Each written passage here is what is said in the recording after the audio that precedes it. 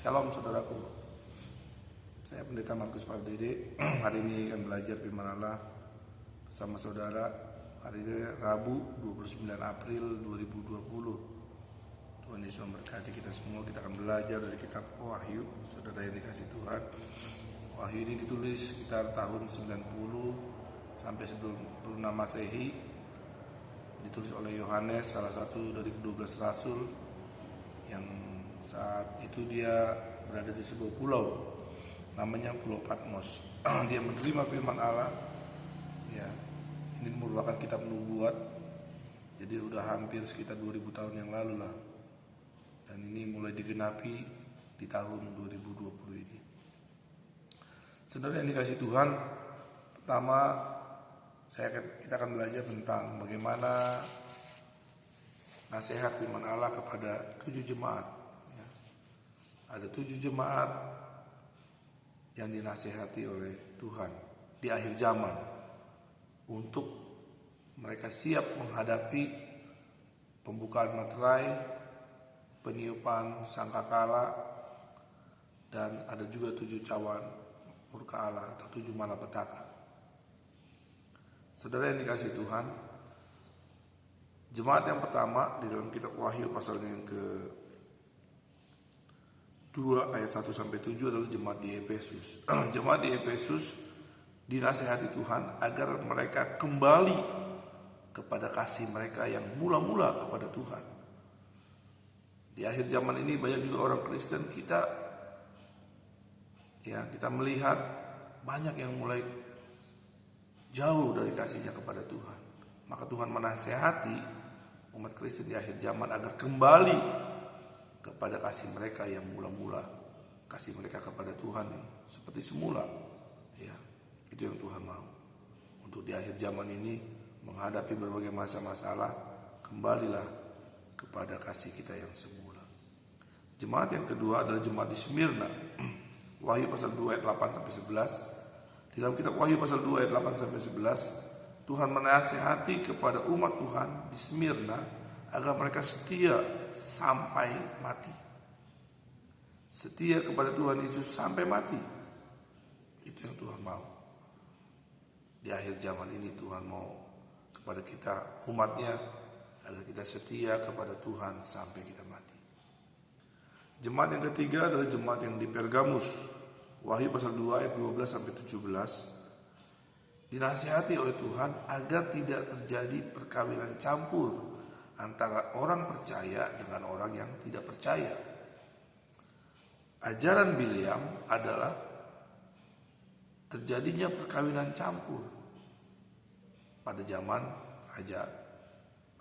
zaman dulu, zamannya Musa membawa bangsa Israel keluar dari Mesir menuju tanah perjanjian, tanah Kanaan. Di akhir zaman ini kita harus waspada terhadap orang-orang yang menyetujui dengan ajaran Bileam, yaitu perkawinan antara orang yang tak percaya dengan orang yang percaya. Kita tolak. Ya. Jemaat yang berikut adalah jemaat 4, jemaat di Tiatira. Wahyu pasal 2 ayat 18 sampai dengan ayatnya yang ke-29. Ya, di situ dinasihati agar para hamba-hamba Tuhan menjauhkan diri dari perzinahan. Zinahan, Isabel, membunuh banyak hamba-hamba Tuhan dengan ajarannya. Saudara yang dikasih Tuhan, di kitab Wahyu itu ditegur supaya jangan melakukan perzinahan. Kita kalau sudah punya istri, udahlah sama istrimu, jangan lihat istri orang lain. Yusuf di rumah Potifar dalam kitab Kejadian, dia lari keluar, ditinggalkan tante Potifar. Ya. Jadi dinasihati di akhir zaman ini, kita doakanlah supaya banyak hamba-hamba Tuhan tetap menjaga kekudusan hidup, perkawinan, supaya jangan jatuh dalam dosa perzinahan.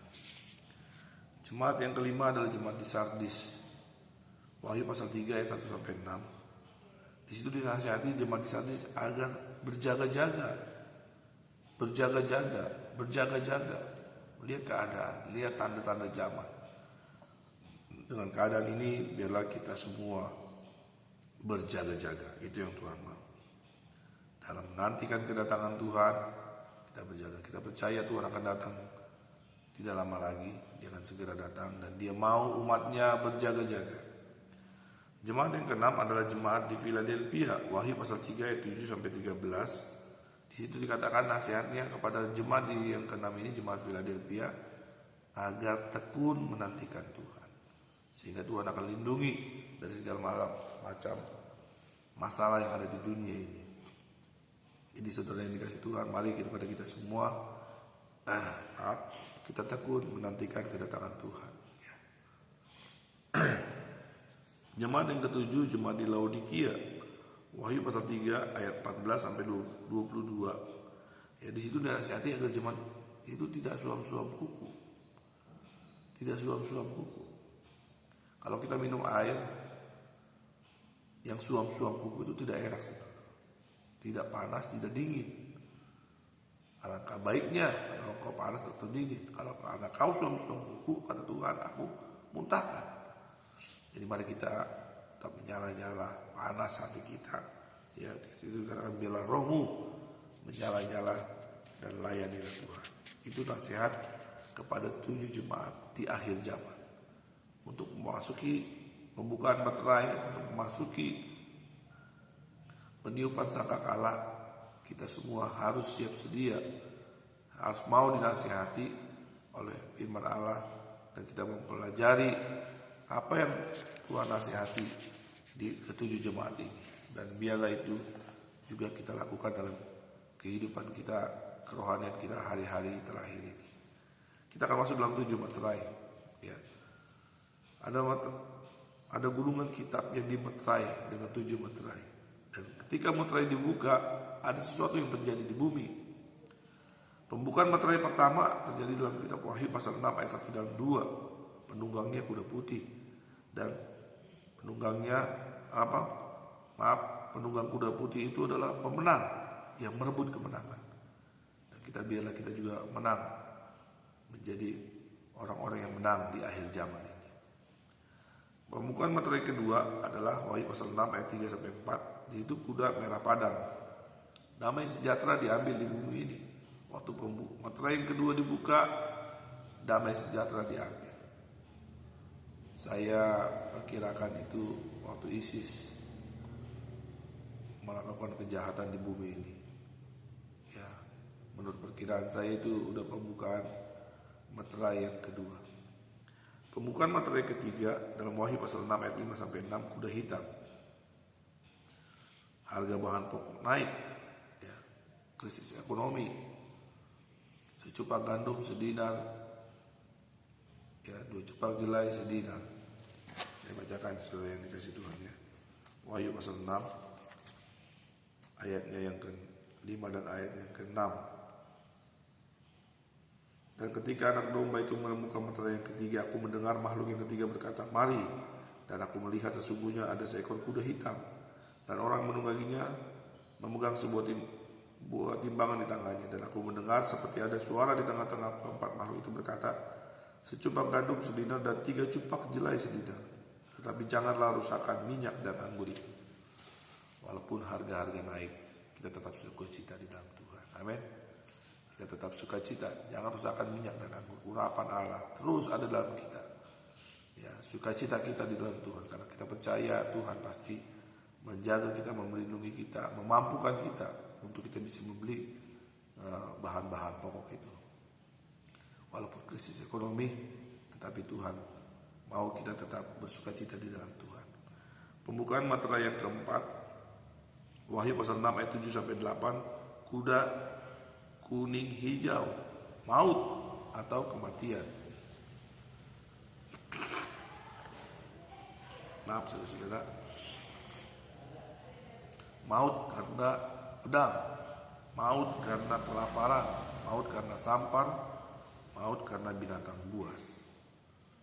Ya, kalau menurut saya, pendapat saya pribadi, wabah corona ini pembukaan meterai yang keempat.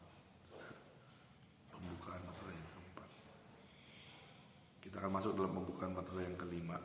Wahyu pasal 6 ayat 9 sampai 11, pembunuhan terhadap para martir atau hamba Tuhan yang dibunuh karena firman Allah dan kesaksian yang mereka miliki. Ini nanti berikut akan terjadi pembunuhan terhadap para hamba-hamba Tuhan, para martir-martir Allah. Kita akan masuk dalam materai yang ke-6, Wahyu pasal 6 ayat 12 sampai 17. Di Wahyu pasal 6 dalam materai yang ke-6, Wahyu pasal 6 tersebut terjadi gempa bumi yang dahsyat, matahari menjadi hitam, bulan menjadi merah, bintang-bintang berjatuhan, menyusutnya langit, tergesernya gunung-gunung dan pulau-pulau. Ya, itu terjadi dalam pembukaan materai yang ke-6. Dan ada hamba-hamba Allah yang dimateraikan di dahi mereka sebanyak 144.000 orang dari 12